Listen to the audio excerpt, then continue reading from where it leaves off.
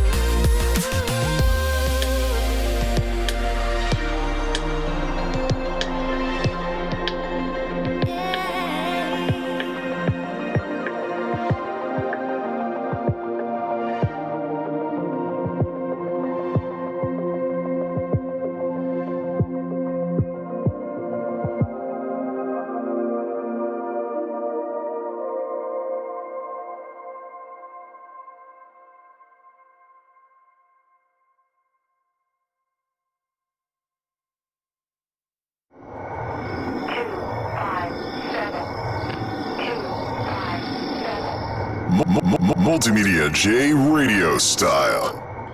There is so much good stuff that I could talk about with what's going on right now. Recently, over on Twitter, I was introduced to one of Austin's tweets, and okay, cold ones right off the bat. I tried brushing my teeth before coming on stream, and I tried brushing my teeth right before coming on stream. I found out a toothpaste film in my teeth. Whatever, man. Anyways, it is late at night, and what am I doing? I'm on here like a little nerd getting ready to audit my YouTube channel after the release of the next chapter of the Dellasaurus Rex story, which could very easily be the last. Welcome, everybody, to MultimediaJay RadioStyle, and this is going to be where the rubber meets the road, because we need to talk about the state of the YouTube channel, and quite frankly, this stream needs to be able to go over to YouTube in long form mode. So we need to talk about some things. We need to talk about a lot of things, actually. I already have plenty of tabs open. I'm just making sure the mic stand is not going to fall over on me. So moving it around so much and things like that.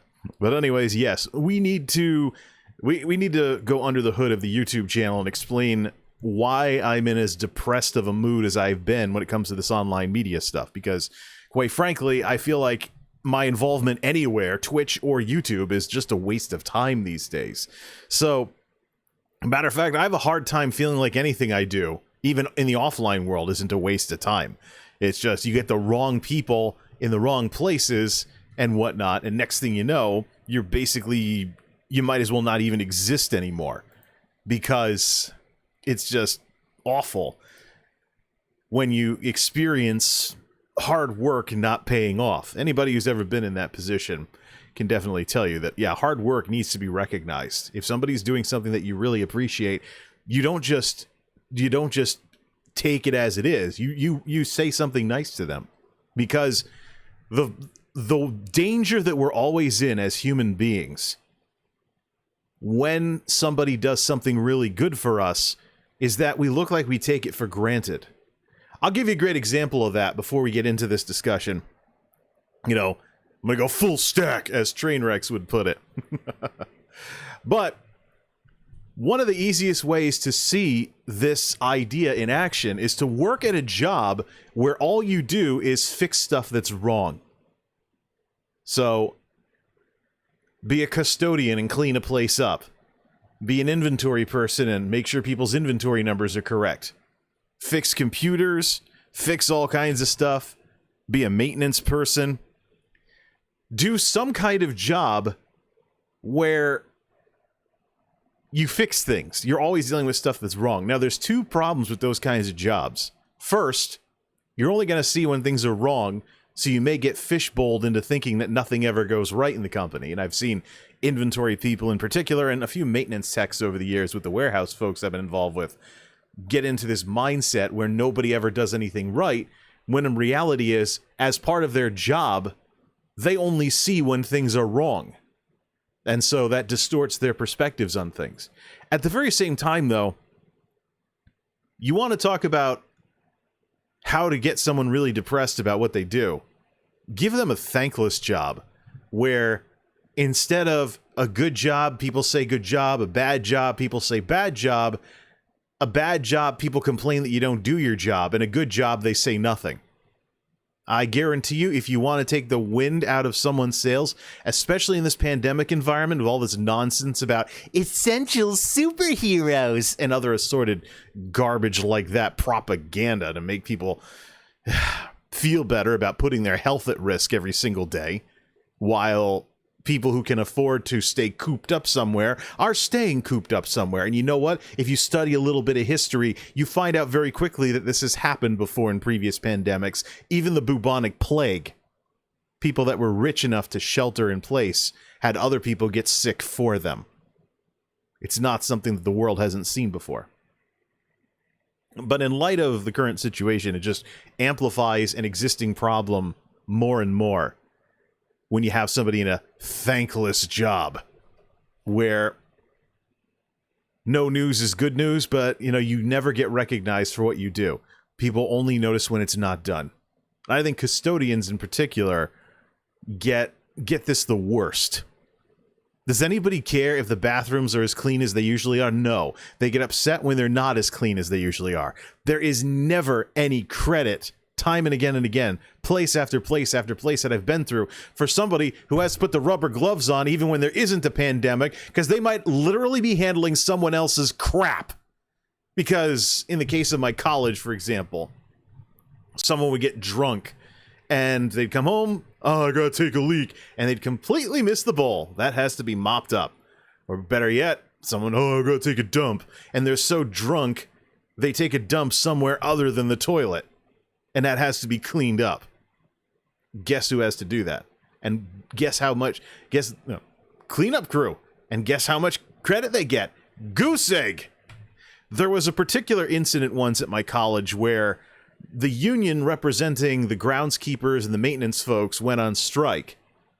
And so there had to be replacement folks cleaning the dorms, and people were complaining on Instant Messenger about, oh my goodness, the latest person cleaning the dorm looks like an ex-con. They walked in on a girl when they were in the shower. Yeah, but where is the recognition for the folks that normally do that stuff? You know what I mean? And that's really something we got to think about when it comes to our interactions with others. It's not enough many times to just have business as usual be business as usual, because we are creatures essentially of appetites, so to speak. And the sooner you realize this, the better you can be towards the people around you. It's like, for example, let's take drinks, for example. Not necessarily tonight's cold ones here, but let's take something like Gatorade. If you've ever seen Gatorade advertising, somewhere along the line, they had a motto that said that Gatorade is specifically formulated to taste best when you need it the most. Okay, fair enough. The truth is, though, if you're thirsty, anything is going to taste best when you need it the most. Any kind of beverage is going to taste best when you need it the most. Even if you're slamming down Diet Cokes or something like that, which caffeine is a diuretic, so it doesn't help you retain water and get hydrated back up in the long run because you run into the bathroom more and all that other cool stuff. But if you're slamming back Diet Cokes because you're thirsty, they're going to taste better than when you're on your 50th one. You're like, oh, another one.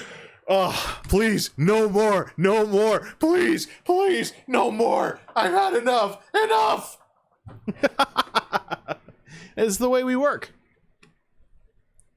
We have a very real danger of things becoming the new normal and good jobs no longer mattering because we don't stay disciplined enough to keep recognizing people for doing a good job. And so, how does this tie into anything I want to talk about with regards to the YouTube channel? The YouTube channel, I feel, has had a major demographics problem, particularly with the tech videos. Now, let's start with some graphics, and let's do some real basic history of my YouTube channel and why we have to audit it today. Because what I did, well, night shift today. It's technically yesterday according to the calendar, but I do afternoon, evening, middle of the night as my days because I'm night shift. So technically night shift today. So another hit on the cold ones, please. Okay. So it'd be funny if I got super dramatic like that and it turned out that that was the thumbnail. So, all right, a little bit of history about the YouTube channel. And I released the tech video that had been sitting on my computer since my last day of quarantine back in late May. And unfortunately, it got the response that I thought it was going to get, which tells me a lot of bad things about my audience. I think my audience is toxic and unsupportive, and literally, they will not give a flying flip about me. They just want to say, Dellasaurus, tinker with the Dellasaurus again for the umpteenth time. Yeah, so that people can say that all I'm doing is milking the Dellasaurus gimmick and running the Dellasaurus into the ground. Yeah, I know there are troll responses and antagonistic responses, even to good things. This is the internet. Let's get some graphics on screen. Okay, I have a lot of tabs open anyway, so you won't be seeing the blue background much at all. But anyway, you know what? Well, let's go to Firefox. MultimediaJay. Let's make it a little bigger here. Let's leave it as is. And hey, you know, what's loaded in the Winamp player? Let's load that up. Diamond Ortiz, it still has YouTube music in it, so let's play some YouTube music. What do you do? 7% as the volume level? That sounds about right. Zing! Yeah. Alright. So, my YouTube channel, circa 2006. I started out my YouTube channel with an instructional series where I talked about multimedia type stuff related to technology, audio, visual stuff. Matter of fact, the opening segue was originally technology, audio, visual equipment, presentations, computers, multimedia. This is the show that's about it all. And now, here's MultimediaJay. A simple premise. So at the time when I got started on YouTube, there were a lot of people doing video blogs. Vloggers were the hot content on YouTube at the time. So I get involved on this platform, and I get going on it, and I decide, because I have a prior background in audiovisual stuff, I want to put some production value into what it is that I do. I never want to be one of those folks doing what were essentially the chill formats at the time, where they just turned on their camera and started talking.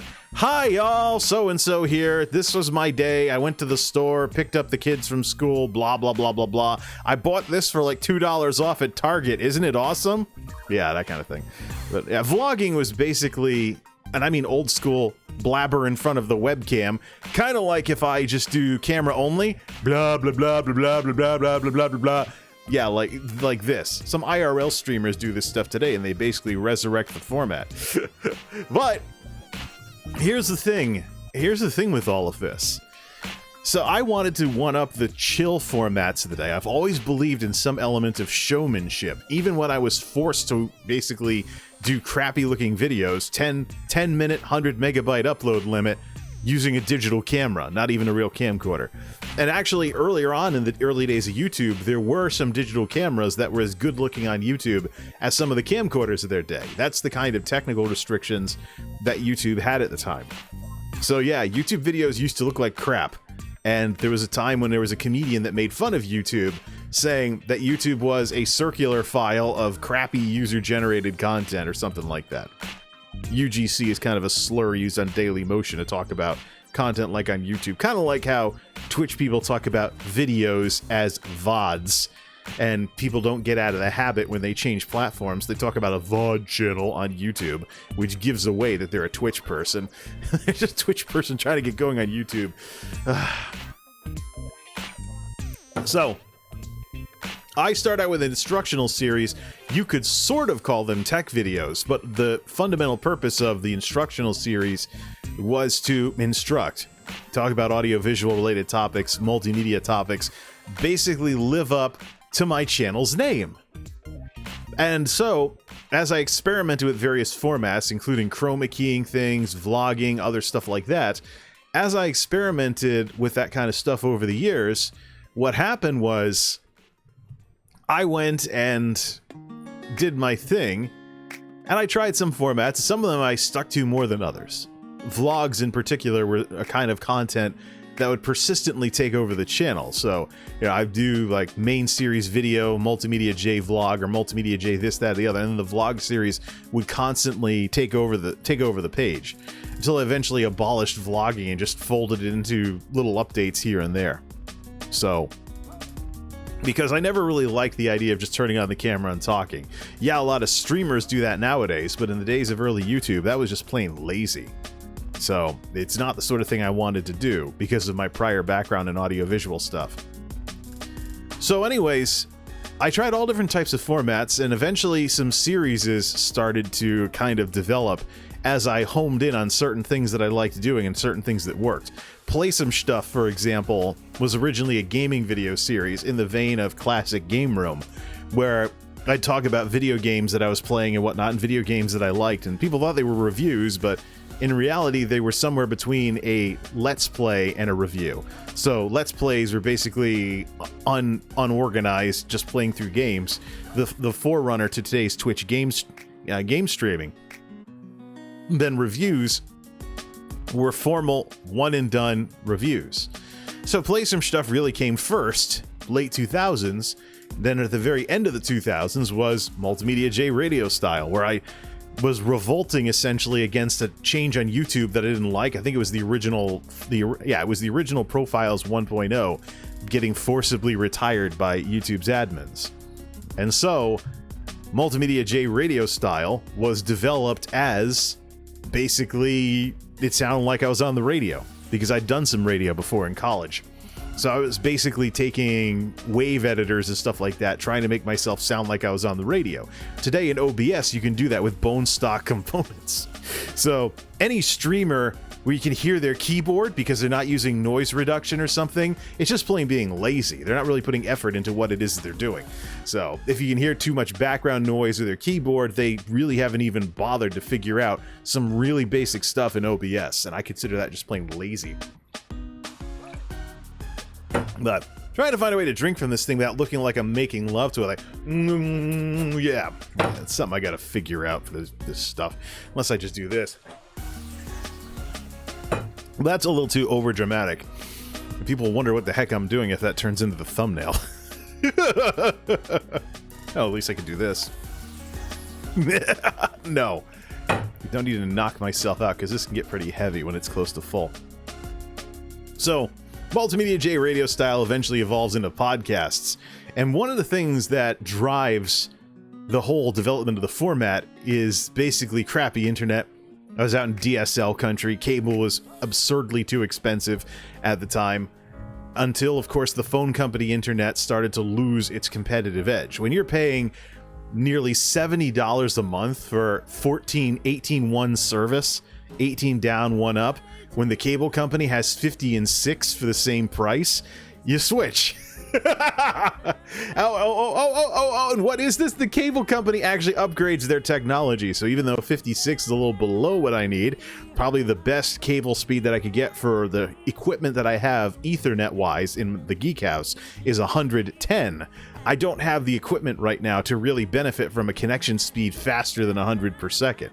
So I got to keep that in mind with everything. Joy to the world. Why? No, man. And this is the one with the vocals. Remove from the playlist. I got to take all the holiday music out there and put it in its own thing. Next. Oh, this YouTube music, I tell you. So anyways, getting back to the history lesson. So Play Some Stuff came first, then came MultimediaJay RadioStyle, and crappy internet informed the whole thing. But it's obvious that if it's called radio style, it should be similar to a radio show, and that's basically what my podcast commentary streams have turned into nowadays. Is basically kind of like a talk radio show. That's really what this is supposed to be all about. So that's really, it should be, if you listen to this stuff on autoplay on Twitch or YouTube, you should be able to, it should sound like this is some kind of talk radio show. So yeah, anyways. So MultimediaJay RadioStyle obviously was eventually going to evolve into a live format. Now here we are. And of course, this will get cut up and sent to YouTube as videos, which is something I learned actually from various podcasters. There were some podcasters that would upload their content in long form mode, and it would be annoying because you'd have a 3-hour download you had to skip around through to find what you wanted to listen to. But on something like YouTube, it's more dial on demand and stuff, and you want to give people the ability to binge watch through playlists instead of giving them humongous long form things. Even though nowadays for long form content, YouTube allows for a clickable program guide, which is something I was doing back in 2012.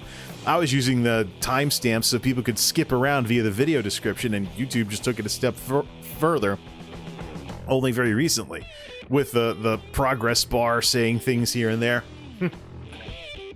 about what's where, giving you a clue of what to look at. But I don't know if people really know how to use that yet. So it's cool that it's there, but I don't think it's going to be very effective until people get more used to it. So it is kind of like bringing the best of DVDs to online video. But anyways, so yeah, MultimediaJay RadioStyle. And then to kind of go along with getting out of the temp doldrums after the end of the layoff period when jobs were crap no matter what because of the after effects of the Great Recession, I started the wacky world of Multimedia J in 2013, and that, only then, many years into YouTube, did I have anything that could be considered a dedicated tech series. Shoot, man, might as well take a walk down memory lane at the rate we're going here. Let's dial that in on Firefox, actually. Let's see here. Intro. I probably can get that just by searching for it. No. Let's just, I want to actually double this up. Well, I'm on the community page where I posted time to audit the channel. Let's just turn that off. Time to audit the channel after the recent Dellasaurus video. We'll get to that a little later on, but just for memory lane's sake here. Let's see here. Introduction. Jay says hi, I think is the name of it. Welcome to my world. Introduction kickoff. 6 years ago, 682 views. Well, at least it got past 666. Let me just get past the ad here, and then let's get past the ad here so we can get straight to the. There we go. So, after years and years of YouTube, after years and years of YouTubing, finally in 2013, we had something that could be considered tech videos. That's how long it took for this to become a thing on my channel. What is that ad down there? Chisel your jaw. Okay.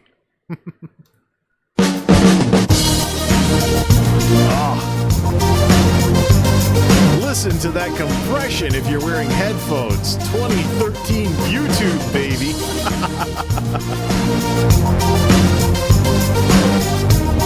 It's too loud. There we go. The wacky world of Multimedia J.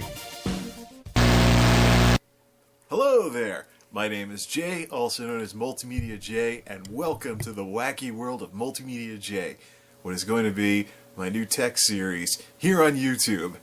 You know, this may seem a little weird to some people who've seen what I do on here before, but yeah, I've been doing all kinds of videos over the past several years. Tech videos, gaming videos, audio segments that I upload as videos and stuff like that. I've been doing all kinds of stuff on here, but one thing that's been notably missing from my channel for a long time is a proper introduction video.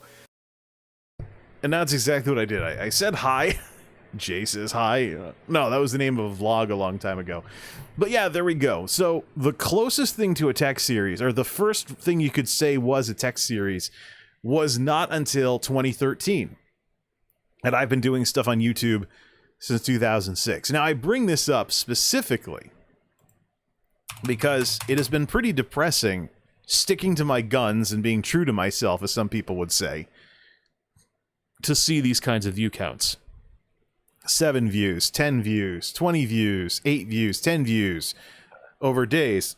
And I know that this is only what YouTube has vetted, and that many times you can go behind the scenes and you can see view counts that are much higher, because YouTube gives you the real view counts behind the scenes. But 15 views, 25 views, 38 views, 12 views, 13 views. It has not been fun seeing these kinds of view counts. But the sad truth of the matter is, Dellasaurus Rex, the next chapter, caught up in less than an hour to all of these 10 to 20 view Andy videos here, indicating that no, I did not lose my audience because I was doing content that they didn't like. They were there the whole time. They just weren't watching. That's the audience that I have on YouTube. And all of this points to something extremely important when it comes to any kind of online media creation, and that is this. There is always a difference between an audience and a fan base. Always. And this is the thing I run into with streamers that talk about, oh, I got hate watchers, I got people blah blah blah blah. Yeah, not everybody watching your stuff is going to be a fan of what it is that you do. There's going to be even people that hate you, that watch you for whatever reason, or listen to you, or whatever. There is always a difference between an audience and a fan base. Your audience is just who's there. Your fan base is the people that actually support you. And you always need to know the difference between these two. Yeah, you're always working on sending people from the audience into the fan base by making them like what it is that you do. But I'll tell you right now, your audience will change and it'll sometimes be better than others. In my case with my YouTube channel, my audience is terrible. They vanish if even the tiniest thing changes, as evidenced by what's going on with the tech videos versus everything else. I mean, I normally like technology. The people in my audience have made me borderline hate it and never want to make videos about it ever again.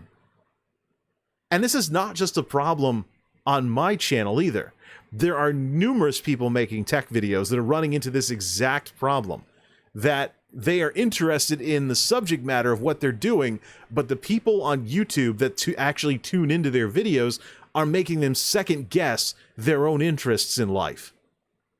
That's the thing. And in terms of fan bases and whatnot, what do I consider to be a fan base? People that support you. Does that mean people that do like tips and donos and stuff like that? No. Although it's certainly there. I have a Patreon, so people can become patrons. And I don't do much with it because the only reason I have the Patreon is because people requested it. So there were people that wanted to do the equivalent of a Twitch sub back before I knew what a Twitch sub was. So I started a Patreon, and I've had people, donate and whatnot, and that's grown to something to where I could probably buy something and make a tech video with it. It's been around long enough, but it's not anything exciting. Ad revenue still blows away the Patreon, and but we're only talking a difference of like $20 or so, But the big thing I've been focusing on with YouTube lately, though, is not just the audience, but demographics, which makes up both of these. You have to know what kinds of people are tuning into your video versus what kinds of people like you as a creator, and how do these two overlap. This probably doesn't make a very good Venn diagram, but we could probably do something like this. So, where is the overlap? Of course, it doesn't really matter because if anybody is a fan of what you do but never watches, I wonder if they're actually a fan in the first place. So, but I mentioned money specifically because it's easy for people to think that all I care about is the money because I focus on metrics and numbers and revenue on the YouTube side of things. And I'm interested in unlocking monetization on Twitch as well, to bounce the two off each other and see who does a better job of supporting creators as a platform. Or one of the ways. Anyways. But when it comes to YouTube specifically, the trend I've noticed over and over and over again is that YouTube's algorithms are trying to promote whatever makes it the most money. This isn't just a MultimediaJay problem either. This is platform-wide when you talk about things like ad friendliness and the adpocalypse. What YouTube's trying to do is what radio and TV stations do. They want to increase the value of their advertising and make YouTube a platform that people want to advertise on. And so, time and again, there's a direct correlation between money and how much YouTube's systems support what it is that you do. Now, we talked earlier about how people and how technology comes between content creators and your audience. But I want to actually make something here. Ways your channel will grow. This applies both to Twitch and YouTube. But Twitch and YouTube have different ways of doing this kind of stuff. So, let's see here. Let's just get two more shapes in on the action. You're not going to see the menus because I'm showing specifically the PowerPoint window instead of the screen. So, there's always two ways that your channel is going to grow. Two ways. You can probably guess what they are because I've talked about them multiple times. People. First, you have people. People watch your videos. They like, they subscribe, they follow you in the feeds. They plug you to their friends, trying to get more people to watch your videos. But if they don't, you have to bug the heck out of them. Oh, don't forget to like, favorite, comment, and subscribe. Hey, tell other people about my videos. You have to bug the heck out of your fans, because I don't know if your audience will do this unless they actually are fans. You have to bug the crap out of people in order to get anywhere with that. And then what YouTube introduces is, of course, technology. And this is where we start talking about the algorithm. This is where, you know, I've seen particularly, and let's pick a color for this one. Let's do purple, because I don't use purple a lot. And I don't want anybody to get the impression that either of these is good or bad.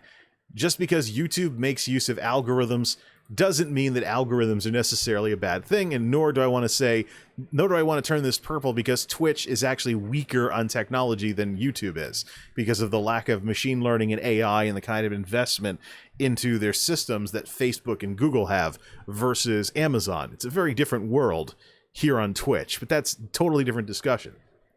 But there's only two ways for your channel to grow.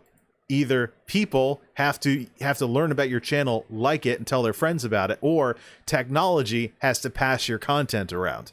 What do you think most people are trying to do? What do you think? And you know what? We're done with the MultimediaJay video from back in the day, so we can get some music going again. Preferably not a sting. The short things right there. So what do you think is going to do the most of the legwork on a channel like this? This is the internet, this is social media, technology. So the algorithm matters, and in the case of YouTube, your ad friendliness matters, as well as how much money your video makes. That's been the exact pattern that I've been watching for years. Now, there are tutorials that talk about things like growing CPMs and CTRs, click-through rates, using thumbnails, catchy titles, this, that, or the other. But here's the thing. The general public is learning about clickbait. And the more they learn about it, the more they're going to get sick of it. And so that's why for content like, for example, taking MultimediaJay RadioStyle over to YouTube, I have deliberately decided to just raw export from Twitch to YouTube, because I don't know about you, but have you seen all these YouTube videos where you have to arrow around just to get to what you wanted to watch in the first place? There is so much fluff in your average YouTube video these days. You have in-video advertising, you have sponsored spots, you have this, you have that, you have calls to action, you have that unwritten rule now where once you're past a certain percentage of the video, it's not worth watching anymore because all they're going to do is bug you to subscribe when you've already subscribed. I mean, end screens are cool if people actually watch to the end, but we gotta check the click-through rates on those as well. Now, are people actually doing anything with the end screens? And everybody has them nowadays, but the problem is, so many people have made it part of the psyche of the average person watching YouTube, mind share as it were, that past like 85% through a video is never worth watching anymore because all it's going to be is calls to action. They're going to bug you to like a video. They're going to bug you to subscribe. They're going to bug you to check out their Instagram. They're going to bug you, and there's never going to be content there. It's not going to be what you're looking for. There's never going to be content there.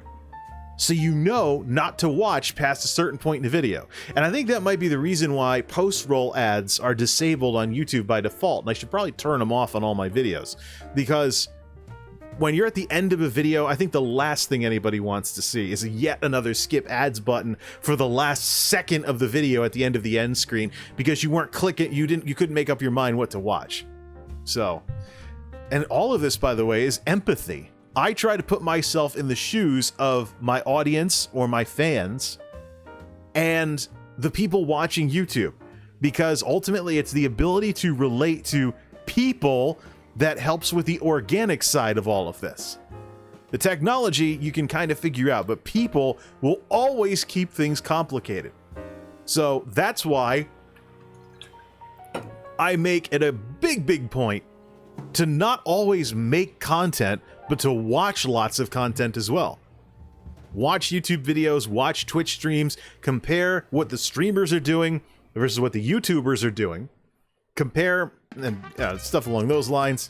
Hey, Jimmy Fontanez, salsa, sagre, woohoo! It's only a minute 42 though, a little short for this kind of stuff. So yeah, so that's the thing there. You know, there's always two ways your channel's gonna grow: people and technology. So here's the thing. if I have a rotten audience of people that will not watch a single thing that I do besides Dellasaurus, because they're borderline not even human beings with more than one interest, I wonder sometimes about some of the people watching how human beings could have interests so narrow that literally just Dellasaurus, not even other computer tinkering or tech tinkering or electronic stuff. No, it's outrageous. There is a search engine optimization issue here with SEO. I've had Dellasaurus content since 2012, so that's probably part of the problem. Matter of fact, let me open up Microsoft Edge, the browser that I love to wipe everything out from. Dellasaurus. Zing! Come on, Bing. Oh, there's something called the Dellasaurus. It auto-corrected me. Whatever, Bing. Google.com, please. Dellasaurus. Switch to Chrome. I already have Chrome. Oh, this is going to be part of what causes problems for the views in the Dellasaurus videos. It is auto-correcting to Dellasaurus. When did this dinosaur get named? Oh, Dellasaurus, because it's named after Dallas. Ah, there we go. Well, search instead for Dellasaurus. There's the videos. So, Dellasaurus. Oh, there's some people with the name Dellasaurus on certain social media sites. Yeah, Claude Dellasaurus at Dellasaurus on Twitter. Claudia Dellasaurus on Pinterest. Happy birthday, Dellasaurus Rex, such a big year. Yeah, some people also have Dellasaurus Rex as a name of something other than a computer, so the name is not really all that original. But now, so that's a ding in the SEO for the Dellasaurus because of the Dellasaurus. Rest in peace, Dellasaurus. I thought YouTube's problems with tech videos had something to do with the declining views on Windows 8 versus the Dellasaurus. No, it's good old-fashioned SEO here. Dellasaurus, Dallas lizard, is a basal mosasauroid from the Upper Cretaceous of North America. Along with Russellosaurus, Dellasaurus, I'm having such a hard time saying that right, is one of the two oldest mosasauroid taxa currently known from North America. This small semi-aquatic lizard measured less than a meter in length compared to such gigantic derived mosasaurs such as Tylosaurus and Mosasaurus, each exceeding 14. So, let's see if I have this right. All my Dellasaurus stuff is going to take a hit in the search results because of a little tiny dinosaur called Dellasaurus. Whatever. What's the history of this thing? 2005. Huh? A new primitive mosasaur from the Middle Turonian of Texas and comments on the phylogeny of the Mosasauridae. Enough twisting my tongue here, but yeah, 2005.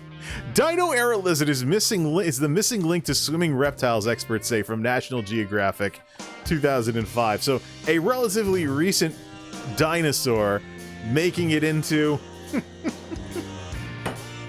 Google search results.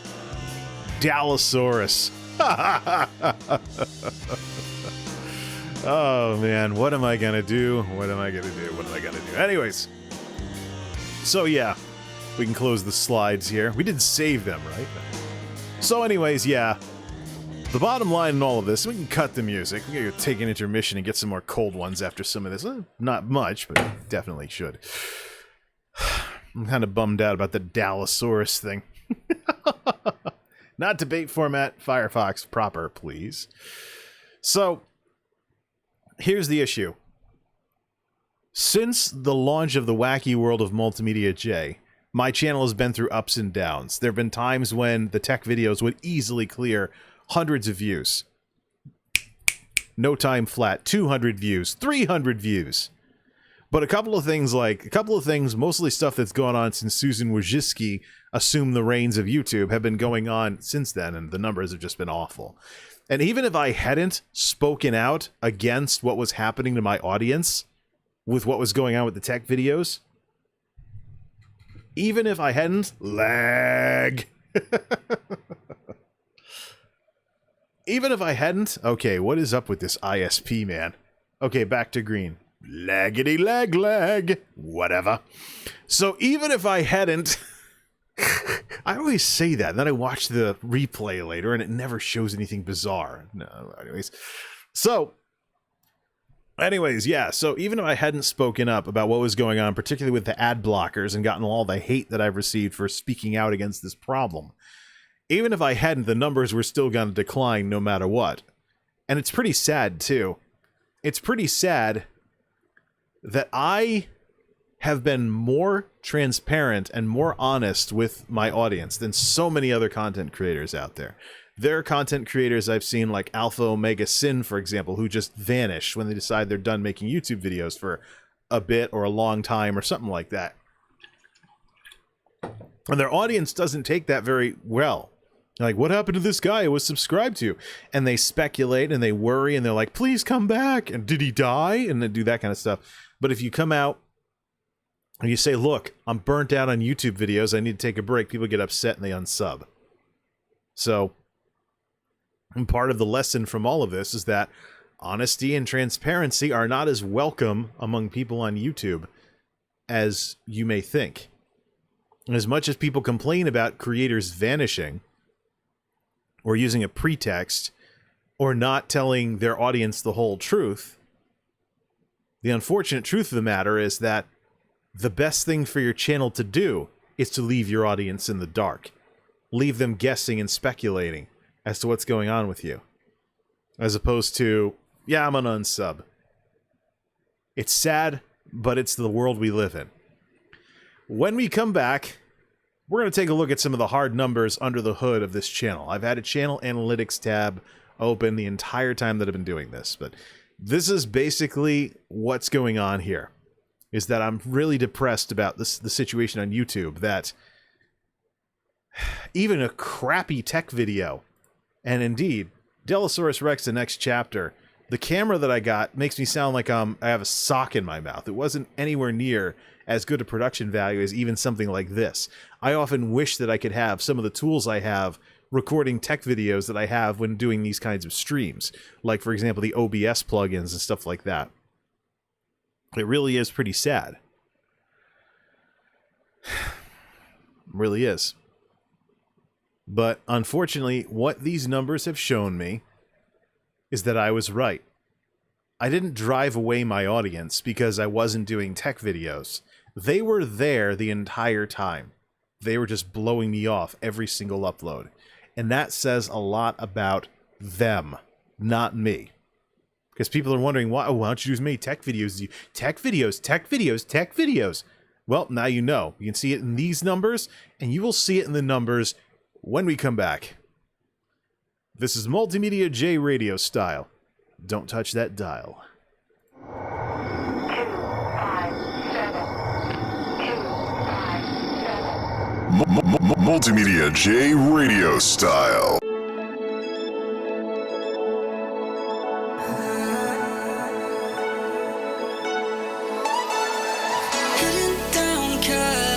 Driving round with my baby, top drops and raindrops, motion got me all faded, my heart got me going all crazy, and I won't be walking away, yeah. New York in the sunshine, I'm a fool, yeah. I got love blind, and ooh, yeah. Got my heart out, and it's covered in gold, like moonlight over Hollywood, and it's cool, yeah, because you know it's good, oh baby.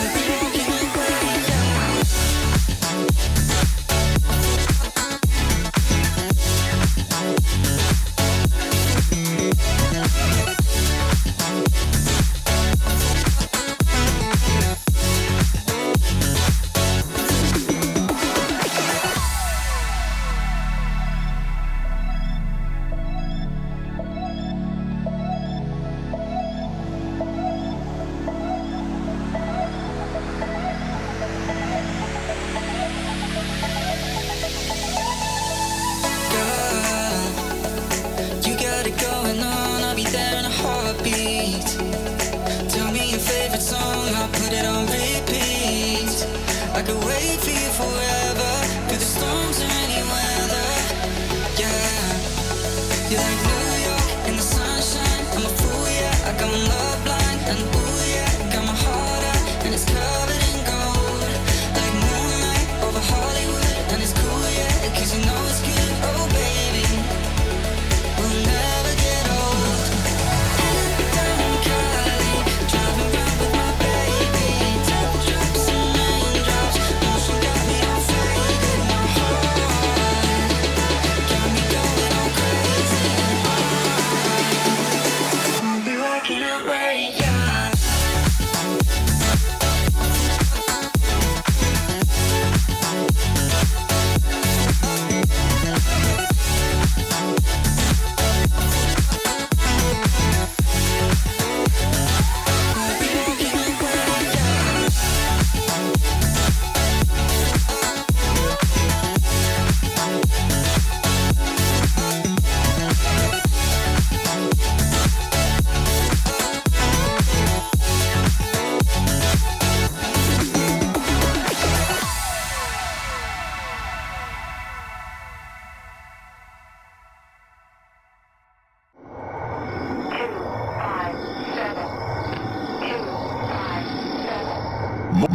MultimediaJay RadioStyle. So who's sick of these I thought I fixed that. So who's sick of these depressing numbers here? Me! Anyways, we have to look at some more numbers behind the scenes here. Okay, are we ready for this? Let's see, I just gotta reload a few things. I keep lagging things out in other browser windows and stuff like that. Yeah. Are we ready? Yeah, okay. Is everything good to go? Yeah. I'll just keep lagging things out in other browser windows. Alright, let's go behind the scenes here. Now, I should probably mention, before we do so, that some people have gotten the misconception that you can't talk about money when it comes to YouTube. That is not true. I have checked multiple versions of the TOS for Google AdSense as well as the YouTube Partner Program. They just don't want you talking about internal information, like, for example, the CPMs and things like that. So we don't have that in any of what I'm going to show. However, and it's right there in the TOS, I not only checked the version of the TOS from back in the day when I first started learning about it, I also checked the TOS for today. And in both cases, yeah, you can talk about numbers, but what you can't do, let me just close here. Let me just close Twitch here. It always opens minimized, and I don't want that. I don't want loading stuff when I'm trying to stream. It's one of the reasons I have this second account on the computer for streaming, so that way there aren't background tasks running that interfere with everything. But anyways, to the TOS for both Google AdSense as well as the YouTube Partner Program, you just can't talk about internal business information, but you're allowed to say, I made this much money from YouTube. So, stuff that's related to you is like your revenue numbers is fair game. Stuff that's related to Google, like the CPMs and stuff, is not okay to talk about. So, at least that's the guidance that I'm going off of for this. Now let's look at the channel analytics, which I have recreated in my in Firefox on here from my main logon, where I have this as a one-click link. I can click this to go check what the numbers are at a moment's notice. And one of the things that I have to do is I actually have to make a new file that I can use to take the CSVs, which contain up to 500 results, and audit those, as opposed to the web interface, which only allows you to look at 50 results. There used to not be a limit on the number of results, though, so if your channel gets too big, you start losing the ability to really keep track of your channel's numbers outside of the web interface. So let's go to the analytics. Let's actually take a look at some of these numbers here. So I got a couple of different statistics on here, or metrics as it were, including YouTube's fancy schmancy new RPM and stuff. So this is revenue. RPM is a PM per mile thing, like CPM is cost per mile. What somebody will charge to have someone else advertise on a platform. And cost per mile is a little bit deceptive. What really matters is cost per mile is a little bit deceptive because it's actually based on a French word, and that word would of course be mille, which is why I have it open as a Google search here. So I have it open as a Google search because I was actually looking up how to pronounce it correctly. So you see here, mille, it's French for 1,000. Of course, apparently there's a luxury clothing. There's a luxury clothing thing as well. So how is it pronounced? Mille. It's meal. And the reason why I know this is there's a game called Mealborn, which is basically a card game about driving and racing and stuff. Used to play it a lot when I was a kid. Then you have cards like give your opponent a flat tire or something like that. So I'd love to have a copy of that again. I just gotta go find it somewhere. I used to play it a lot. I don't know who I'd play the game with nowadays. I don't know if there's a digital version out there with all how, games like Magic the Gathering and stuff are going online and stuff. Maybe I'm just too niche like that with liking that kind of stuff. Let me just see. Mealborn. Let's see, is there an online version of that? No, there's the card game. Oh yeah, and it's a colorful tin and stuff. There's a new version of the game, I'm guessing, from way back in the day. Games Magazine Hall of Fame. Introduced in 1954. Man, that goes back quite a ways. So, anyways, let's get all this local results off the screen, because I don't want local results. I don't want to go... I'm not going to go out to Walmart for this sort of thing. I'd buy it on the internet. Alright. Let's look back at these numbers here. Alright. So I got a couple of different statistics here. The ones that I focus on the most is this ratio right here. Estimated monetized playbacks versus unique viewers. So, one of the problems with views as a metric on YouTube is that your views are basically views. They're not really tied to people.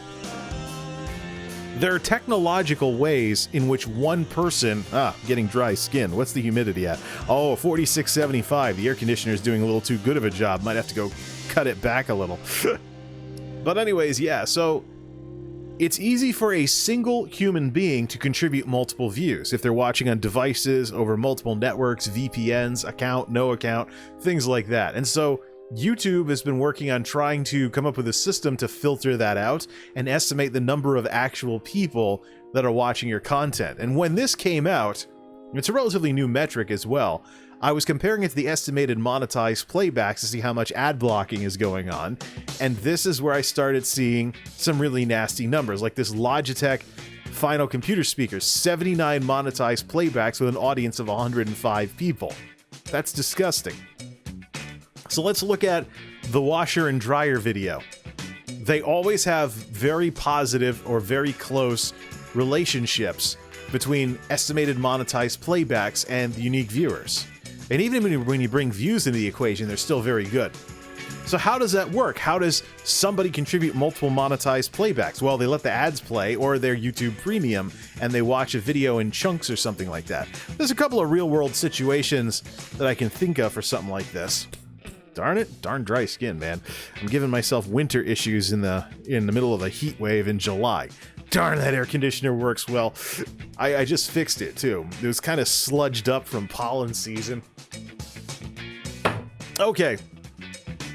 So the main ratio that I'm looking at here is estimated monetized playbacks versus the number of unique views. What that ratio is. There we go. Vibe Tracks is a good pick for music, so...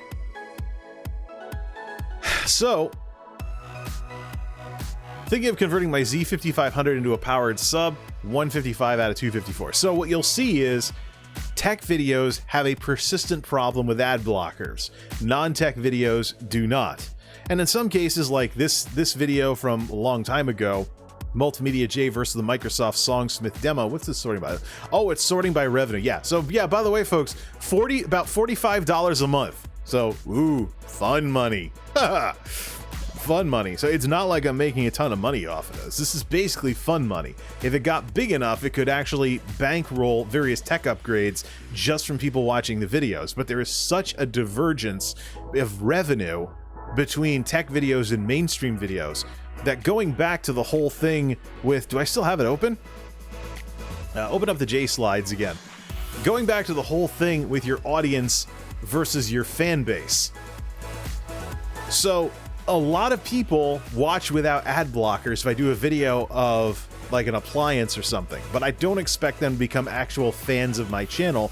They just want to see a review of the Magic Chef portable washer or something like that. So another way in which your audience versus your fan base comes into play here is if you have a situation where you have a video where you have videos that get a huge audience but not a lot of fans, but you know they're not using ad blockers or anything. If they don't really care about you specifically but just want to watch specific content, and you make that content and they watch it and they really don't care about you, so they're never a fan of what it is that you do.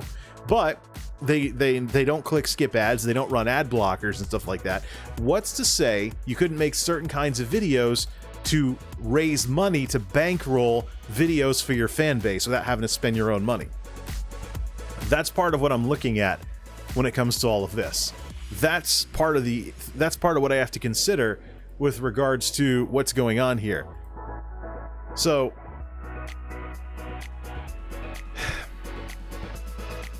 yeah, that's what I see over and over again. So look at the uglier side of George Foreman grills. That's circa February of 2019. And it's already gotten thousands of views. And it's the third biggest moneymaker on the channel now. And I need to do a follow-up to that because I have reason to believe that the George Foreman grill situation, the issue I had earlier, was due to the Foreman grills having quality issues with the non-stick coating. I actually have a Foreman grill with plates that I bought during quarantine that I still haven't had things really start sticking to, and I can still wash it off and have it work properly again. Matter of fact, I gotta go wash it off again after I hang up the streaming for the night. But yeah, here we go. So when it comes to money, you'll find very often there's a direct link, again, going back to people versus technology, there is often a direct link between money and whether the algorithms pass your content around, as opposed to people passing your content around because it's viral. That's the big thing that's going on if we go by views instead of money here. If we sort all of this by views instead of money, Forza Horizon 4 with no graphics card is getting a lot of views right now, but it also has a very high impressions click-through rate. So it's a topic that's making a lot of people curious, but it's not translating into revenue. Now, RPM, revenue per mile, aka revenue per mille, is basically a scale of the revenue to 1,000 views. So it basically takes whatever revenue that you're making and scales it to the 1,000 mark. So that way you can say, if this content got 1,000 views, this is the kind of money I'd make off it. Like Geek House Laundry is close to 1,000, so we know those numbers are going to be close together. But let's go down to the bottom of the list here, and we can see what the potential money makers would be. So for example, with only about 24 unique viewers, I don't want to start by views. 25 views a month. First impressions of the Maelstrom Everglades composite toe shoes made 16 cents. If it got 1,000 views, it would get it would make $6 a month. So, and you get enough of these videos together and you build a passive income, and this is something you do once, and the passive income just gets bigger the more videos you put into circulation if you keep it ad friendly and stuff. That's the appeal of YouTube, and the only appeal of YouTube uploads, versus streaming, where you can have things like donos, subs, things along those lines, or bug people to go subscribe on Patreon or something. But that's what I'm really doing with this RPM thing here. Oh, Ethan Meixel, of course. No wonder it sounds loud. But yeah, that's the thing. Unfortunately, I can't sort by RPM. It's, oh, look, revenue per mille. Not revenue per mile. Miles is an anglicized version of that French word. So, yeah, and what's this 523 here? Aldi Chili, a food video. If it got 1,000 views, it would make $5. You see here why people are looking at views and stuff, because it's interesting that YouTube persistently talks about watch minutes, and yet this RPM thing is based on views. RPM means revenue per meal and tells you how much you earn per 1,000 views. So this is basically, it scales everything to 1,000 views per month, and it shows you just what your videos can make, the value of your videos based on the current climate. That's the big thing we got to remember here, is that if a video gets a ton of ad blocks, then it doesn't really matter. Like this 9 out of 34 for Onkyo Sub versus Big Y Coins, it only makes 77 cents if it got 1,000 views instead of 35. Now we can see the ad blocking. We can see the ad blocking for ourselves just by changing the metric in the graph back to unique viewers versus estimated monetized playbacks. And we can see the green staying above the purple for the most part. And for all the best videos, this pattern continues. So, first impressions, the Magic Chef Portable Dryer. Is this thing up? Forza Horizon. Oh, it is updating in real time. Ah, here's another thing too. Despite all the ad blocking going on, 310 playbacks out of 982 unique viewers, contributing about 1,000 views for only 28 cents. 29 cents, excuse me. There is persistent money being made off of the video. It's not getting ad blocked down to 0. This might be part of the reason why, despite the ad blocking, YouTube is still letting Forza Horizon 4 with no graphics card go around the circuit here. And this is where we can start talking about impressions. The impressions are actually the flat number here. The impressions are actually the flat number here of how much your thumbnail is showing up. So this is basically how much the algorithm is showing your stuff. And what is getting shown the most? The dryer video, the uglier side of George Foreman grills, the washer video, Forza Horizon 4 with no graphics card. But look at the huge drop in impressions. Now we're down to 3,000 impressions in the last 28 days. So the Logitech K120 cheap perennial rubber dome keyboard, massive amount of ad blocking going on, but YouTube showed it to about 3,000 people. And if we go over to its graph with, let's change impressions back to unique viewers, there are numerous days within the last 28 days when it was ad blocked down to 0 and it didn't make YouTube any money. So the less of these that there are, the better we see them do in the numbers. So, well, let's see. It's still sorting by impressions, so let's leave it there for now. Content creator baggage, the discussion in numbers. And of course, this is where you start talking impressions, click-through rate. But the important thing to remember, and this is the part where the Devin Nashes of the world be like, oh yeah, your impressions, you should do thumbnails and stuff to get a nice click-through rate. Number one, the click-through rate will decline as your video is shown to more people, because if a certain amount of people that are interested in something click, then the more people it's shown to, it's probably not going to increase the number of people clicking, because people checking out your video is the human side. This is people deciding to watch your video. The system, though, is serving the videos and stuff. So, but I find it real interesting, though, that the uglier side of George Foreman grills has a 5.4% click-through rate with a thumbnail versus, with some thumbnail work, versus Forza with no graphics card with 0 thumbnail work, getting 23.2% click-through. Of course, it might be a bit more popular among gamers and stuff, or people who are more tech-savvy, that might actually be running an ad blocker, and so we get this ratio here and only 29 cents. So actually, you know what, let's bust open the calculator here and let's calculate the ad blocker ratio. Let's go to my sources list here, because I always have to redisplay this thing. Properties, try not to break it. We break stuff a lot on here, but calculator, there we go. So let's take, what was that video we were looking at here? Let's look at Forza Horizon 4 with no graphics card. That's what it was. So the monetization ratio is 310 divided by 982 people, roughly, times 100, 31.5% monetization. So let's do 1 divided by 0.315. Let's do the reciprocal of that. 1 divided by 0.315 is this. So here's the thing, though.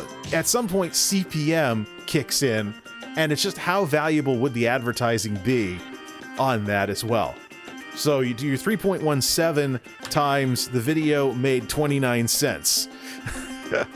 So you're talking the difference between 29 cents and 92 cents. So eventually, you got to start talking about the CPMs and how much YouTube is charging for the advertisers to use stuff in the first place. So there is that element to it, and I have not saying any specific CPMs because that's internal information, but I have seen that the tech videos often have higher CPMs because there's the chance that you'll spend money on a high-ticket electronics item attached to that video. And you'll see that if you actually read about CPMs industry-wide in general and not YouTube specific, if there's a chance that someone can buy something and that something costs a decent amount of money, the advertising value is higher to plug that kind of stuff to try and get people to spend that money. But you just look at what the algorithm is sending around. I'm actually curious about impressions versus the click-through rate, but the problem is, all this tells me is that YouTube systems are showing my videos. It doesn't tell me where or to whom that they're showing them. It doesn't tell me how well the system is working. About 12,000 people were shown the dryer video last month. I don't know if any of them were even interested in a Magic Chef portable dryer. And this is the technology that YouTube and Google work on behind the scenes to try and pair people up with their interests. So that way they're less likely to spend time clicking and spend more time watching. And that's where the watch minutes click in. That's where the watch minutes kick in, excuse me. Maybe that was a Freudian slip, I don't know. So, what is YouTube showing? Where are the tech videos in this whole thing? We're sorting by number of impressions. What is YouTube trying to pass around to varying degrees of success, as these CTRs would indicate? Non-tech video, gaming video, electronics video, finally! Except the RPM on that would be $1 with 1,000 views. So then we have to wonder about, well, this is what's being shown around. Then we have to wonder about how the ad blockers are actually hurting the number of impressions. If it's known for not making money, so tech video, 32 cents in a month. If it were 1,000 views, it would be 166. So I mean, and how are the RPMs? Actually, what are things? 9 something, 6 something, 11 something? Those are big numbers. Those are big numbers per 1,000 views. So that could be part of the equation as well. We'll take a look at that. Actually, one of the Power Query projects that I want to make for my channel here, one of the Power Query projects I want to be able to sort by RPM and categorize by RPM as well. I used to have a Power Query cruncher that went over these numbers, and I downloaded a CSV export. We're limited to top 500 if we download a certain one of them, but I would actually say, you know, sort by impressions or sort by money or sort by views and see what's going on there and run everything around like that. But in terms of what YouTube is promoting, there is some tech video in there, but it's an electronics video. It's not the computer videos. So, content creator baggage, the discussion in numbers. Jay reacts to a creator insider discoverability video. I was responding to one of YouTube's own internal videos that people were responding to.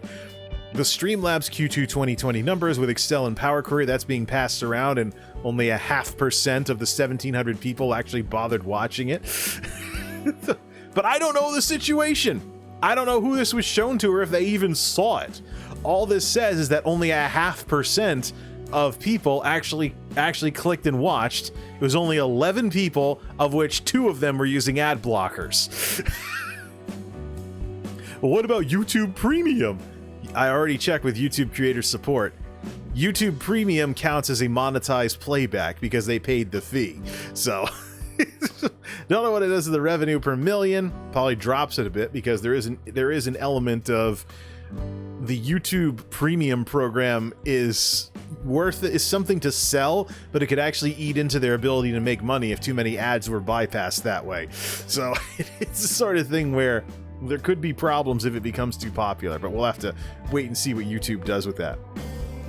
Logitech Z5500 digital and electronics video, 1,600 people, 3.8% clicked, and 79 out of 105 of the audience actually let the ads do their thing. So, or YouTube Premium sub, or YouTube Premium folks. The RPM on that would be 321 if it had 1,000 views. So, I mean, in terms of scaling the content to see how valuable your content is to YouTube's advertising system, the RPM number is the big one. Now, the RPM number is the big one here. But also, the problem I have with RPM is that it will be affected by ad blockers. So, this 12 cents on the musical Mandela effect, although it did get a very good monetization ratio, and it's probably not going to get a lot of views after the fact because this is about an Austin show that recently happened, but it's getting to be a little old now. But $2.95 if it got 1,000 views. And we can see how all these numbers would add up over time and how it's not going to be as big as, say, a very successful Twitch streamer where the donos are going off every other second, and it's a very complicated situation for them when they have to do their taxes every single year. But this is passive income. This is stuff that I've done once, and I don't have to do anything for. People are just going to like it or not like it, or I can cater the content to be friendlier towards binge watchers. And this is one of the reasons why I'm not a big fan of streaming on YouTube, because I don't want my channel to get cluttered up by all kinds of stream replays. So someone goes to binge watch what I do, and the algorithm is sending them around 15-minute video, 20-minute video, 15-minute, oh, 6-hour stream. Okay, I'm watching something else. I'm actually legit curious, what kind of bounce rate is there for people that stream and do videos versus people that just do videos? So, and finally I have Windows 8 versus the Dellasaurus, shown to 1,300 people, only 186 watched it, and only 100 of them didn't use an ad blocker. So 32 cents. If it got 1,000 views like its more successful counterparts, it'd only be $1 something a month. So it's not very valuable content to YouTube systems here. So RPM is pretty interesting because it sets everything to 1,000 views. So it's a way of comparing which content you do is more valuable. And in my case, where I start wondering, are YouTube systems driven by money?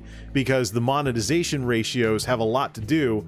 There's a direct tie-in with the monetization ratios if we tie it up, if we sort by views again. You know, so let's fix this as well. So let's do unique viewers versus monetized playbacks, but sort by views. So 2058 versus 1475. Forza Horizon 4 at no graphics card is an exception here, but that's kind of viral at this point.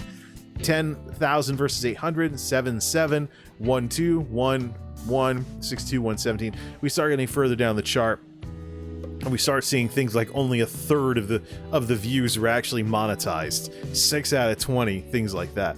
Lubuntu versus the Dellasaurus did okay though, 16.5 unless you count the views back in.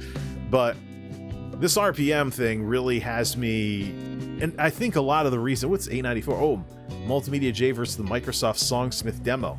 Ha! One of my oldest videos is one of the most valuable if it gets 1,000 views.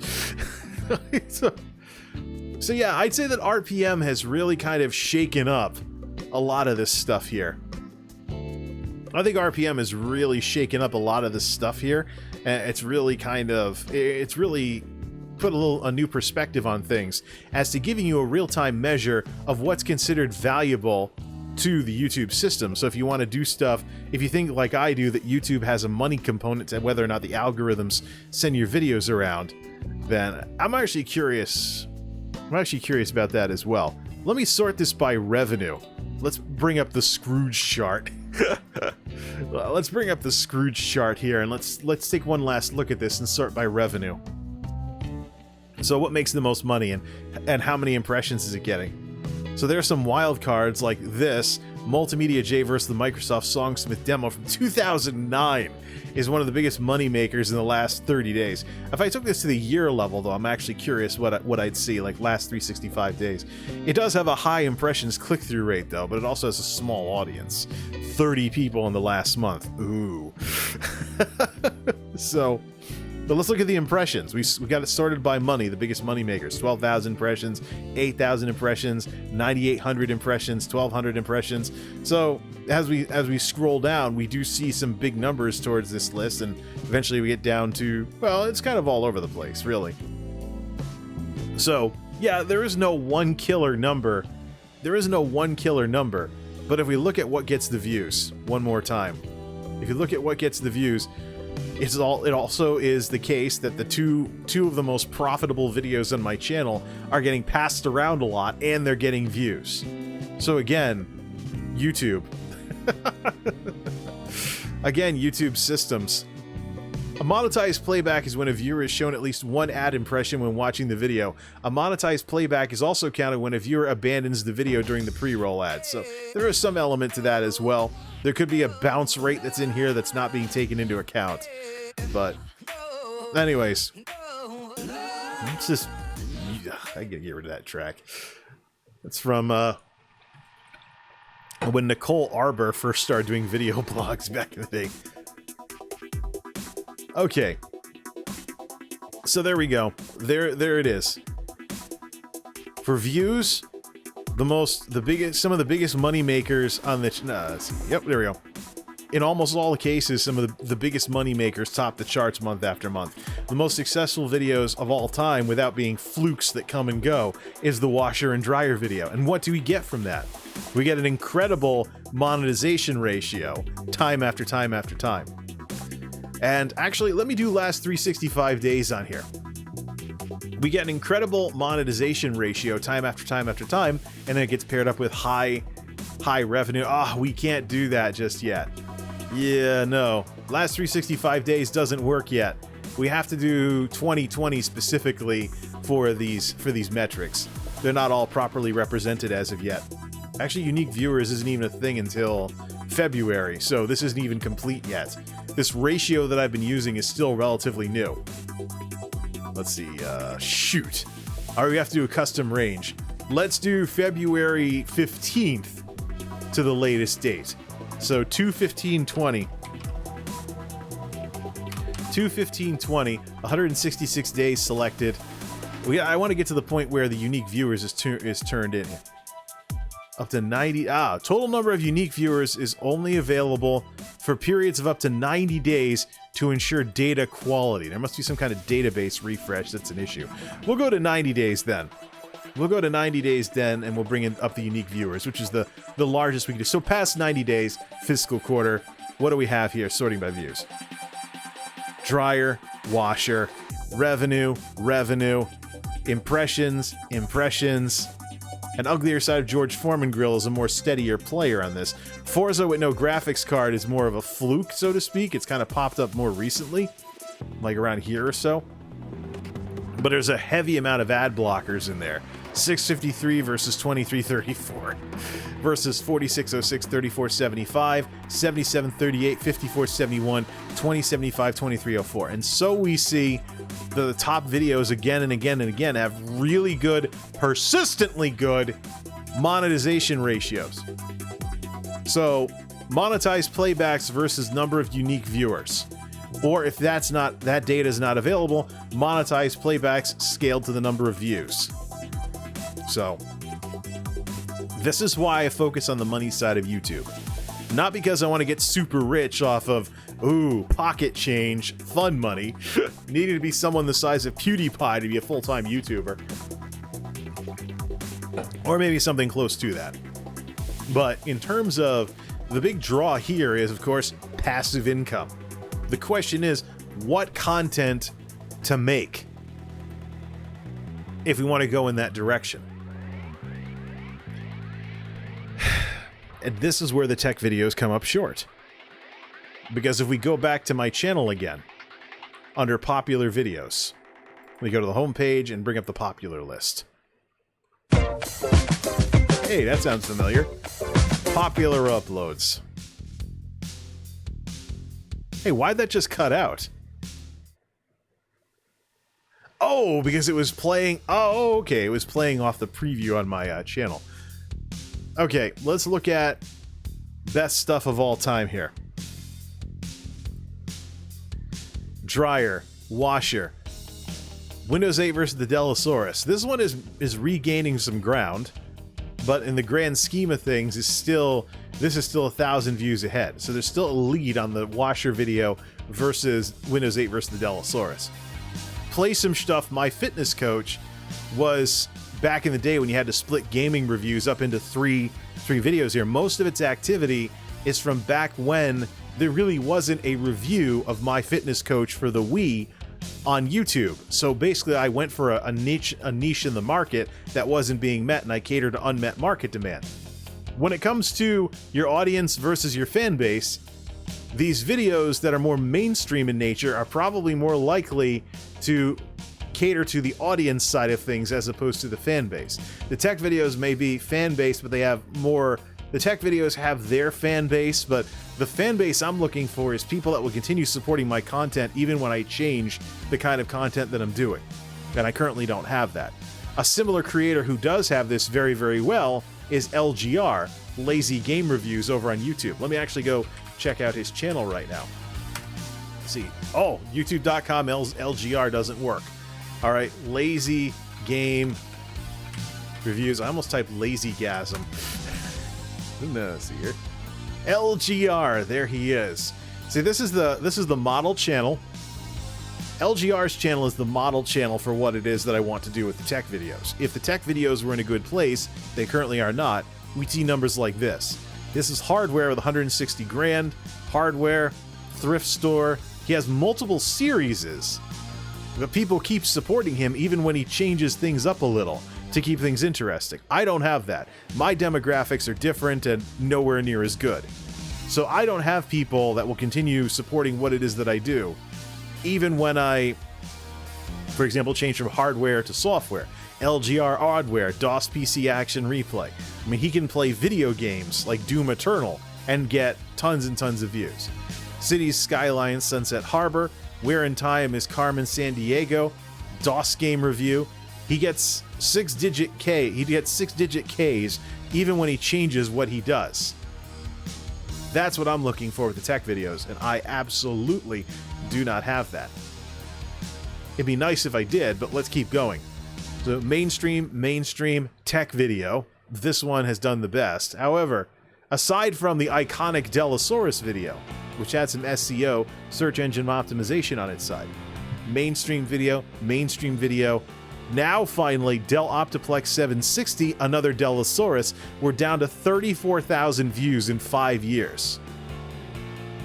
Dellasaurus BIOS Update Go, the Windows 8 experiment, Part 8, which I believe is after this? Yes. The follow-up, 32,000 views. And of course, you'll see other Dellasaurus videos in here as well. 17 grand, 16 grand, and you'll start seeing some other stuff as well. You'll see some other stuff start to filter in. Uglier Side of George Foreman grills, 11 grand. First impressions of the Mana Potion humidifier from 4 years ago, almost 10 grand in views. But that's the thing, you'll see constantly, other than the iconic Dellasaurus video, the tech videos persistently do not do as well in the long haul, which matters the most on YouTube. And also, the tech videos do not scale up as well views-wise. And so I was wondering about that for years until I started thinking tech videos have more ad blockers. So YouTube is sabotaged from making more money, so the systems won't pass it around as much. And that's why I look at this ratio of monetized playbacks versus unique viewers. Because this lets me see in real time how much ad blocking is going on for certain kinds of content and see over and over again the washer and dryer video as well as Uglier Side of George Foreman grills have way better ratios monetization wise than nearly everything else that I upload.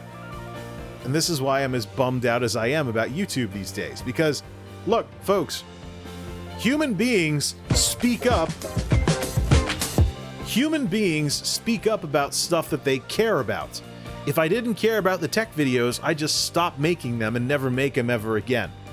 But I care about the tech videos constantly being second-rate content to literally everything else that I do on here. Why should a video about a washer and a dryer be the most successful video on a channel called MultimediaJay? Why? And that's why the tech videos are such a persistent source of disappointment. That's why. That's why there are so many problems with the tech videos. And why I'm so depressed all the time. Because I'm sick and tired of seeing the tech videos turn into second-rate content that sabotages my channel.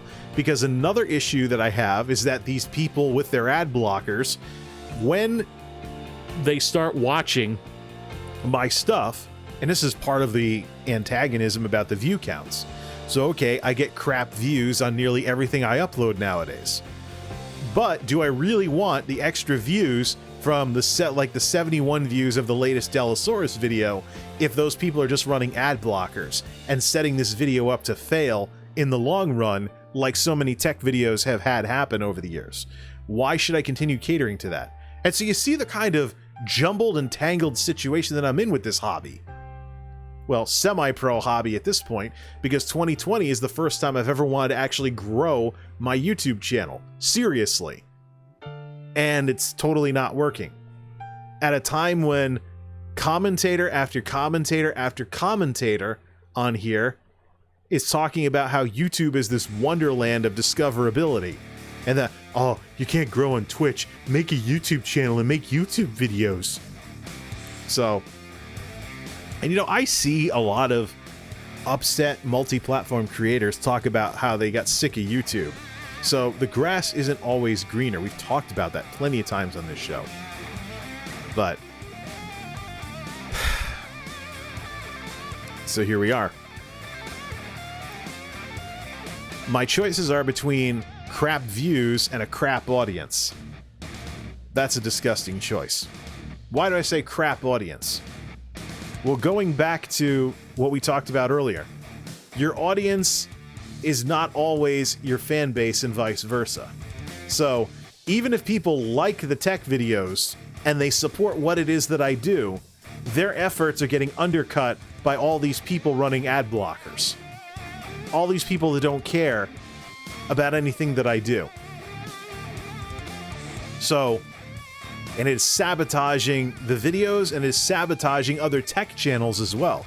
I've seen people who make tech videos in the complaints that I see on the YouTube customer service Twitters, talking about how they're sick and tired of the declining views, and I wonder how many of them are getting sabotaged by ad blockers, but they have no way of seeing this because all they make is tech videos.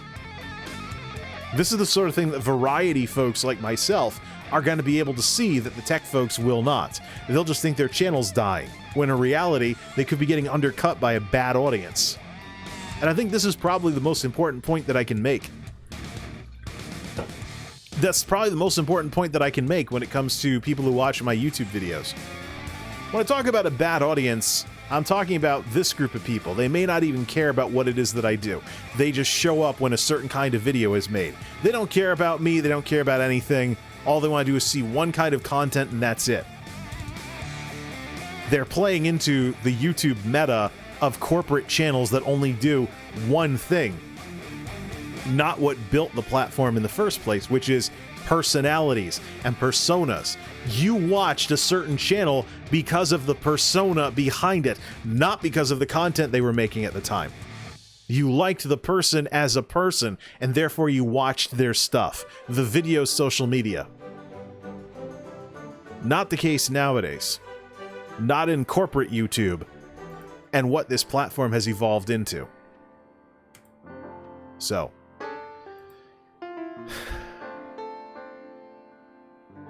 audience versus fan base. We'll upload this to Twitter and see if anybody gives a darn.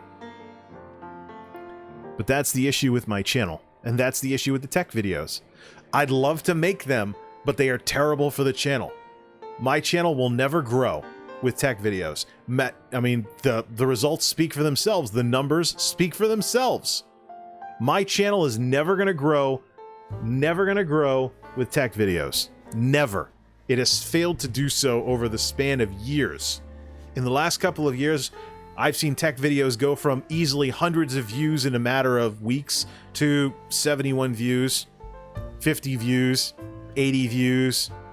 It'd be nice if I could get 3-digit views. But my discussion on Ice Poseidon should not return to Twitch is what's done that, not any of the tech videos. Crap views, crap views, crap views. And I'm not the only one who's upset about this. Because when I make content that I want to make, and I put effort into it, and it's valuable, and you can tell there's passion behind it, like the radio style stuff that I've been sending over. When I do this kind of stuff, and it goes nowhere, it's an absolute punch in the face. And this is what people are upset about, both on YouTube and on Twitch. You don't think Twitch's lack of discoverability and whatnot, you don't think Twitch's lack of discoverability, weak algorithms, and inability to catalog things properly, as well as the mindshare problem that it has among people who associate Twitch so closely with games and streaming, you don't think that just only applies whatever. No, this isn't just a YouTube problem. When somebody tries to grow a stream and they get a lurker, maybe, and not a real audience, And I'm talking audience, not even a fan base. It's disheartening. We better keep an eye on these Mixer streamers that came over to Twitch, so that when their channels go nowhere and they get frustrated and quit, we'll be able to say, I told you so. So, what a way to go, you know? You make stuff because you're passionate about it, and you put effort into it, and it goes nowhere. Again, back to the whole people and technology. Or better yet, your content doesn't suck if you have no viewers. Using Karma for 4, literally just 3, 2, 1. They helped me go. Skip! Come on. Skip, and we're going to skip around, actually, to that slide just to get it back on the screen again. Let's see. There we go. You and your content, technology, and people. This is why I talk about the technology. This is why I talk about the technology side of it, because this is what YouTube is constantly working on, but it's also what keeps constantly breaking. I say again, is this content that I've been doing on Twitch and on YouTube low quality content? No, it isn't. I've seen people who don't have a clue what they're doing. They're just pretty and they get an audience. I've seen people who take their audience for granted and are treating their viewers like crap, but doing a very good job hiding it, getting an audience, and they have donos rolling in. It is only on the technology side of things that we see the brokenness of these platforms, where you're constantly held back because of some technology that's not working right. Then you have commentators pretending that this centerpiece of everything doesn't exist, and it really is your fault if your content's not being seen.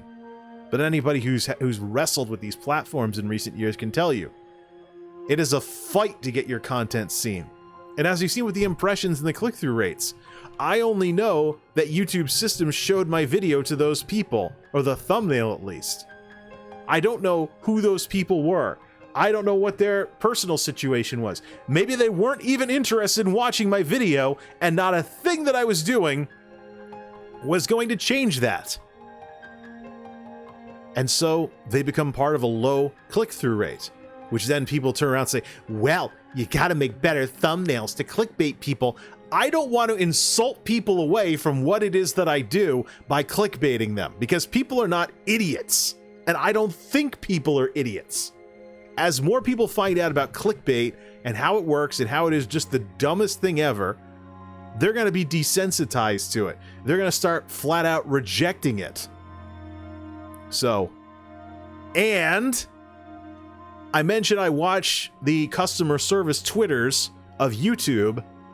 Guess what one of the most common things that people lose their channels over these days is? Guess what policy is getting invoked the most and people are complaining about it when they get banned from YouTube? Spam, scams, and deceptive content. Some of that, of course, is people taking the thumbnail thing overboard, which is one of the reasons why I'm skeptical of the thumbnail thing. Here's a recent example. Not Twitch, Twitter, please. Twitter.com/MultimediaJay. Where is it? Scrolling here and we'll put it on screen. Was it really that long ago? Yes, it was. I lose track of my own blogs lately. Wrong browser. Great, we're gonna have the endless video thing. Hold on a second. That's supposed to be a vast secure. Off, on. It's showing the wrong browser. It's showing Chrome. Properties. Oh yeah, MultimediaJay Twitter. Alright, let's do Winamp. And let's switch it back to that. There we go. There, it's finally right. Just up at where's the webcam at? That's off. Put that back on. Devin Nash used a picture of Pokimane for his video about will Twitch ever make money. Deceptive content. Pokimane is never even talked about in the discussion. He's mooching views off of her likeness. And we wonder why people show up on the customer service Twitters complaining, I got banned. Why'd I get banned? YouTube sucks. We did an investigation and we found out that you have a problem with spam, scams, and deceptive content. We're upholding our suspension. Let me take a look at my Twitter, actually. Let me find... Yes, so PvP. Oh, man. Summit's getting frustrated, ESO PvP. Yeah, there's some weird metas going on there, like the super tanks and stuff. The unkillable super tanks in PvP. I'm looking for somebody who's complaining about losing their channel. Let's go to Team YouTube. No, we can just skip all that. Go to tweets and replies on Team YouTube. My subscriber number isn't working right. Alexa, stop. Darn speaker. Channel got hacked. Something in a language I don't read. See, Problems with the YouTube partner program. Password recovery needed. Are you kidding? How can you suspend a channel directly instead of giving a strike? If someone violate community guideline, why you suspend my channel even though I use YouTube library? Resolve its copyright strikes. Let's see here.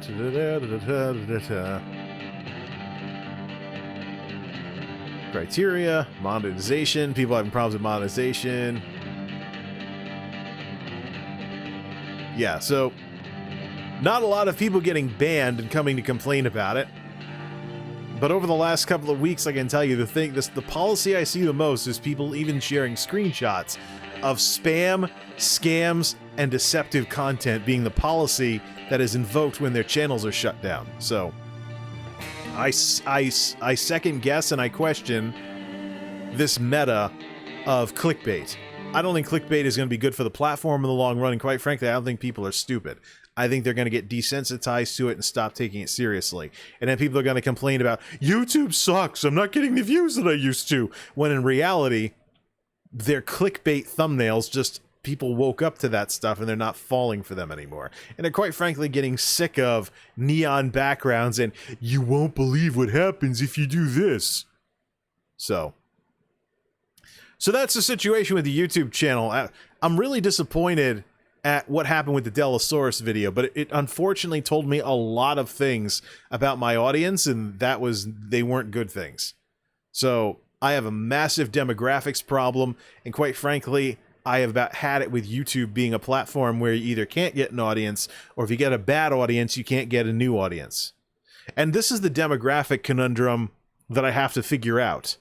I like making tech videos, but it attracts the kinds of people that are bad for the channel overall. They're going to ad block things, they're going to sabotage videos' ability to be successful. Here's the problem I was having before I started taking these massive breaks from making tech videos, like what I'm going to get back to very shortly, based on what I've seen.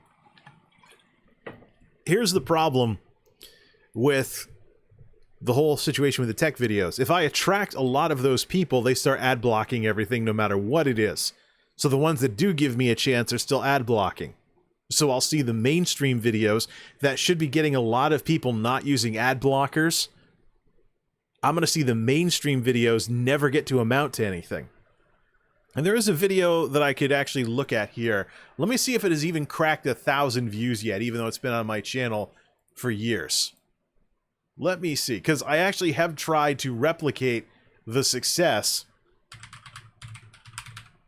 I have tried to replicate the success of the washer and dryer video, but up until the uglier side of George Foreman grills, it was never successful. Sunbeam Hotshot. One of my favorite kitchen appliances of all time is the Sunbeam Hotshot. There we go. February 12th, 2017. Where's my OBS? Darn it. February 12th, 2017, and all this time later, it's only gotten... I had this massive book. Blah, blah, blah, blah, blah. Whatever, Manscaped. Enjoy selling stuff to guys that don't know how to be careful. That's my running joke. All right. Enough talking about dude issues here. Geek House Laundry has left the laundry scene. Geek links from the blog, etc. So, 610 views since February of 2017. And this is a review of my Sunbeam Hotshot water heater thing that I use for tea and coffee. One of the most handy appliances of all time. So, yeah, it's only gotten a couple hundred views, whereas 100,000 plus for the washer and dryer video. So, we really have to wonder about some of this.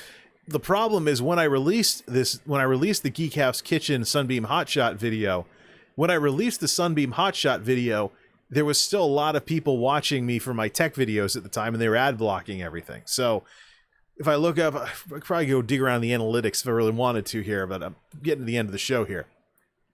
But that's what I was starting to see, was that everything that I uploaded, no matter what, was getting ad blocked to death, because I had people looking for tech videos, and if they gave my other content a chance, they were ad blocking it. So in general, that's the thing. Who is my fan base? My fan base is the people who do the right thing when it comes to the advertising situation on YouTube. They give a darn about how YouTube operates and realize the bitter truth that no matter what they think of YouTube's advertising, as in however invasive they may think it is, and if you think YouTube advertising is invasive, check out Twitch pre-roll ads. Nothing like trying to find something to watch, and every time you find something interesting, 30-second unskippable pre-roll. Jeez, Twitch. What kind of bounce rate do you want from people not giving your platform a chance? And those people exist, by the way. So, that's the thing. My fans are the people who support what I do, even when I change genres, because I have more than one interest as a human being who's curious about things. And they're also the people that do the right thing when it comes to the ad block thing.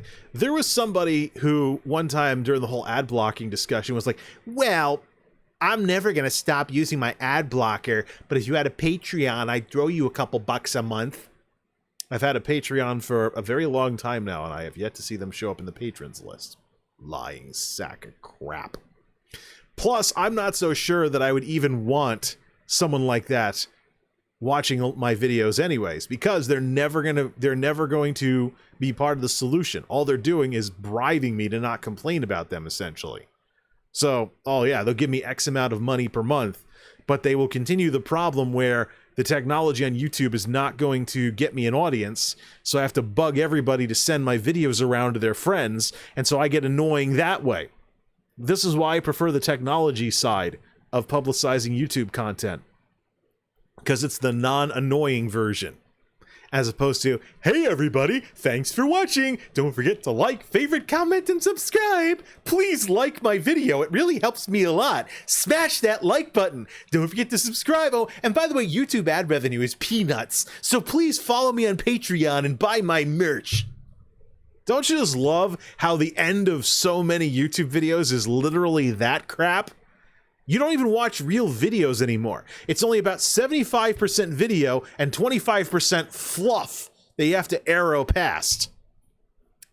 And I wonder what that does to the CPMs for things like in-video advertising when some of these companies start to figure out, oh, they just right arrow past the, oh, you're talking about NordVPN again? Right arrow, right arrow, right arrow, right arrow. Oh, finally, this is what I wanted to watch. I just had to do a lot of extra work just to see it. And this is precisely the reason why I'm sending these podcasts over, and I'm barely doing anything to them. I want to have content on my channel, tech or otherwise, and I want to be known as the guy where you watch a MultimediaJay video and you're watching what you want to watch. No fluff, no garbage. No, today we're going to be talking about this, but first, a word from our sponsor that you've already seen for the umpteenth time. Because you watch more than one of my videos, you know, I'm on this kick for this e-tailer, blah, blah, blah, blah, blah. So, that's who my fans are going to be. The demographic I want to cater to is people that are into technology and multimedia and don't do the right thing when it comes to ad blockers, don't use them, or whitelist YouTube, and understand that the human side of what's going on here is what built YouTube and what's going to keep it great. Twitch has some of this that YouTube doesn't anymore. And that's one of the reasons why Twitch has been enjoying growth. Because you join a community and you see stuff on Twitch that used to be on YouTube but no longer is. Because it's been moving in the direction towards more corporate crap. So, I guess I should probably leave you folks with PowerPoint one last time. Except I don't have it open. Jay Slides. I suppose this is probably the most valuable thing we've talked about tonight, is the difference between an audience and a fan base. Yep. This is the MVP right here. So, I have to figure out what to do with regards to the tech videos because, yeah, people can become fans of what I do, but they're not going to be a good audience if they use ad blockers. The channel can never grow. All it's going to be is just the tech videos never pulling their weight and the channel slowly declining because the ad blockers sabotage the videos' ability to do well. So, how to get a fan base that is supportive and watches what I do without ending up with a bad audience in the process, that is the wild card that I have to figure out. And it's not going to be an easy one either. If this was going to be easy, I'd be a lot happier because I wouldn't be so torn up about, I like making tech videos, I want to make more tech videos, but I completely and totally hate what they've done to this channel. I hate that the tech videos have led to me getting picked apart in the comments because of some stupid little detail I might have done wrong, even if it's something I didn't know at the time. I hate that the tech videos have gotten me to the point where I have to choose between content I actually like making and content that's going to be good for the channel, or content that's actually going to grow the channel or increase the revenue of it, which could then bankroll more tech video content. I hate the fact that I have to worry about tech video people essentially being leeches with ad blockers. That I can't just have fun on this platform anymore. There's going to be all this other crap that I can't do anything about because YouTube won't be aggressive enough in stopping people from ad blocking content. No. There are platforms out there that'll stop you in your tracks and not let you view content if you're running an ad blocker. You have to whitelist it. YouTube, though, would rather have a large number of viewers because they can get away with it. They can say, when they're negotiating CPMs, they can find a way around it by saying, or any other business deal. They can say, we have this audience that's this big, and we got this kind of engagement. Doesn't matter that they're stomping all over their own creators in the process because ad blockers hurt creators more than they hurt YouTube. Nobody's going to shut down YouTube by using ad blockers. They're just going to ruin the ability of creators to get discovered because the systems learn that content by XYZ creator gets ad blocked, and so it's not as valuable as the content by XYZ creator that doesn't get ad blocked. It is never going to bother, it's never going to hurt YouTube. Never. It's always going to hurt creators. But you try telling that to the trolls in the comment sections that go on and on about ad blockers every time anybody brings them up, and it gets a lot of views. So, I think I might just be a jackass about sending this to YouTube. Send it over, long form, without even putting in a program guide. It's going to be a rough road ahead. And it's pretty sad that, having been involved in this online media stuff since 2006, that this is what it has devolved to these days. This is my lot in this scene. Crap views or a crap audience, and basically crap all around. That, ladies and gentlemen, is how you take the passion out of a multimedia fan's anything and stunt their content permanently. This is Multimedia Jay signing off. Thanks for stopping by.